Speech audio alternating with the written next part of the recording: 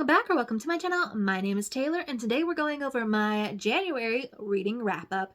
But before I hop in the video, remember to like, comment, and subscribe if you love all things books.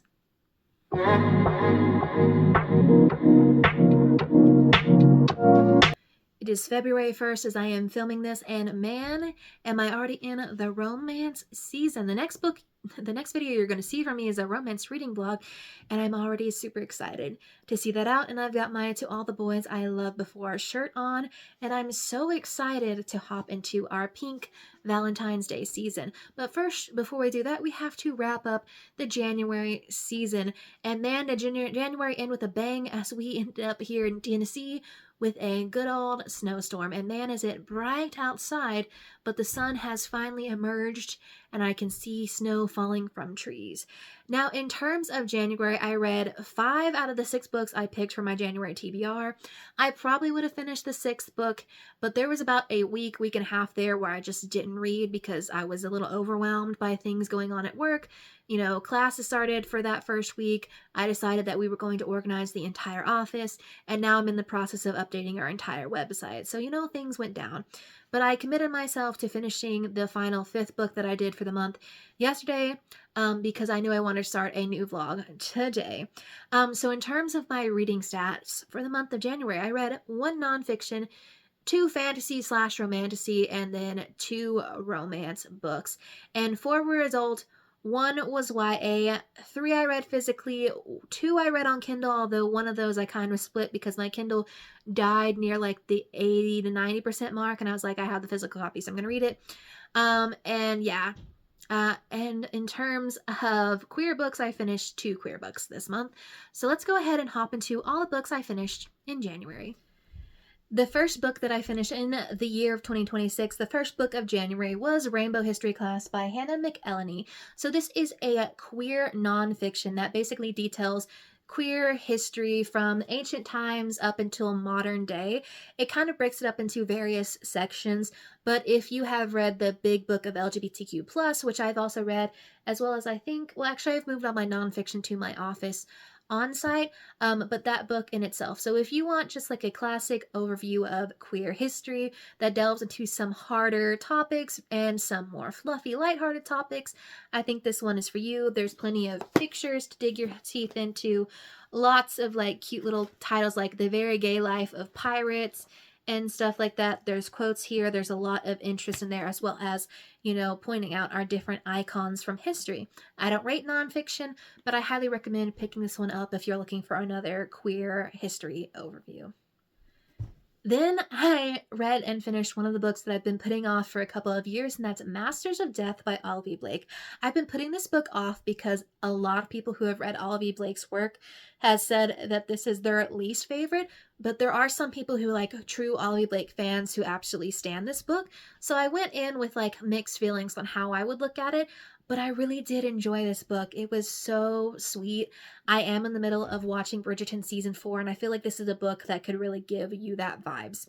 So this book follows multiple characters. We're following Viola and Fox primarily.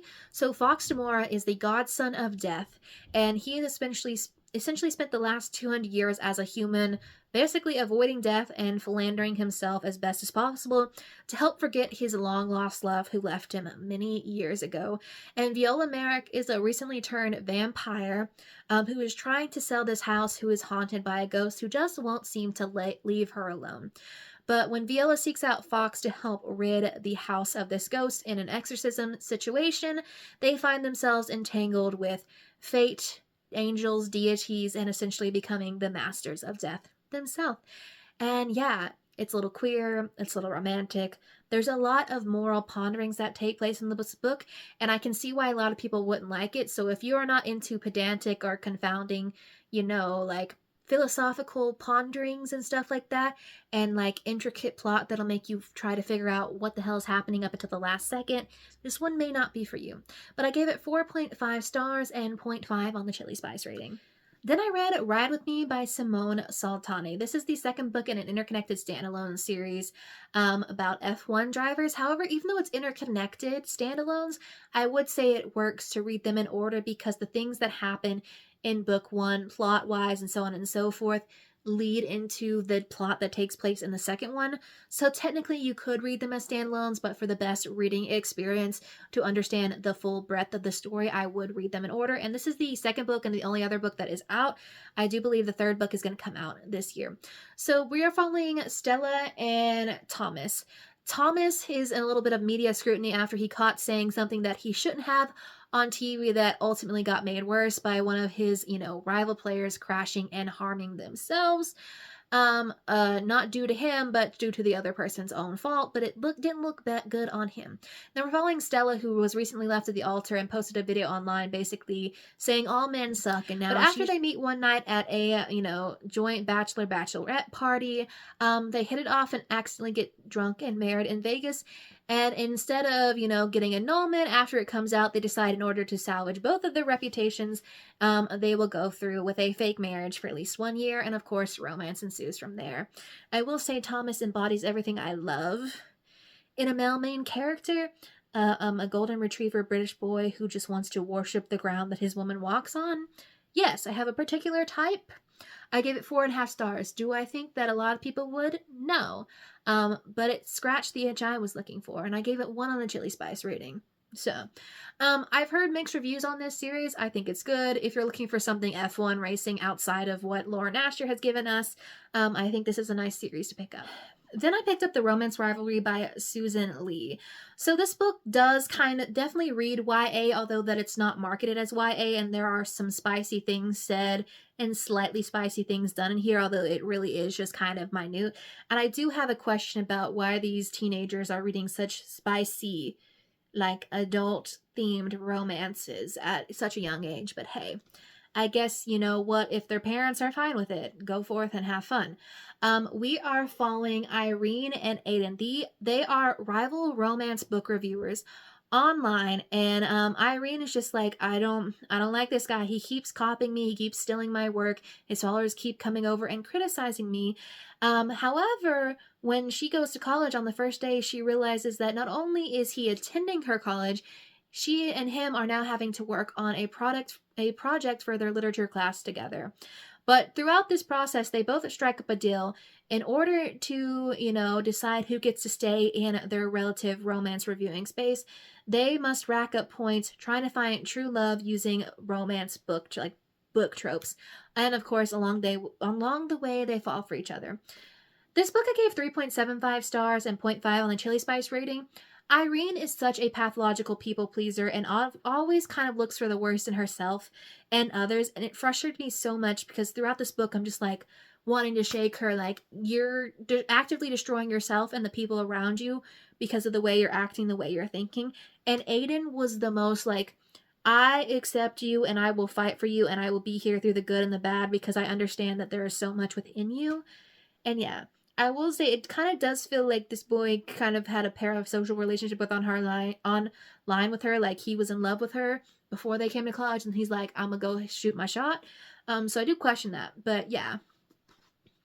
I am so intrigued to see what else this author does, because there was a lot of moments, particularly toward the end, that I was like, I haven't necessarily seen an author put this into a story before. But yeah, she was good. I would recommend. Just understand there's a lot of, if you have severe social anxiety, maybe check in before you pick up this book. The book I finished last night, Foxglove Battle and Grace, the book that took me 2.5 weeks to finish because I was so busy. But once I got back into it, I was just I was reminded how much I love this world. So this is technically the second book, the sequel to Belladonna. So I can't say much about this book other than to say that in Belladonna, you're following Signa Farrow, who has been touched by death. And the fact that I read and picked 2 books centering around death and the incorporeal being that is death is quite interesting this month. But Signa has kind of hated death her entire life until one day she is, thrust into Thorngrove State. And while she's there, she's trying to figure out who is poisoning the current daughter of the estate and who killed the former matriarch of the estate. And of course, through that, she's learning what her relationship with death looks like. And in Foxglove, we are following that up. And in this one, we're including the POVs of Blythe, as well as we are introducing the character of Fate. I gave this book 4.5 stars, 0.5 on the Chili Spice. This is a book, like, if you are looking for Bridgerton vibes with a more gothic, like, fantasy twist to it, pick up this series. Yeah, Blythe's relationship with death is just so romantic. Not Blythe. Cygna's relationship with death is so romantic, and I'm so excited to see where we take our story, because I'm pretty sure the next book after this, Wisteria, picks up where Blythe left off in this book, and that is all I will say. The only reason I didn't give it higher than 4.5 stars is this entire book, I kind of knew what the plot twist was going to be at the end, because I'm like, yeah, I see what you're laying out. They had me for a second thinking it was a little crazy, but no, how I thought it was going to work out did work out. So yeah, I did call it, but hey, I think if you're looking for that gothic romantasy vibes, it is marketed as YA. I don't know if I would say YA, I'd say more new adult, but I would recommend this series, and I'm so excited to pick up the next book. I just need to purchase it because it's not available on Kindle Unlimited like the first two were. And those were the 5 books I read and finished in the month of January. Seeing as last January I was in a lot of emotional turmoil, and I read and finished only 4 books, I think this year January has been an improvement.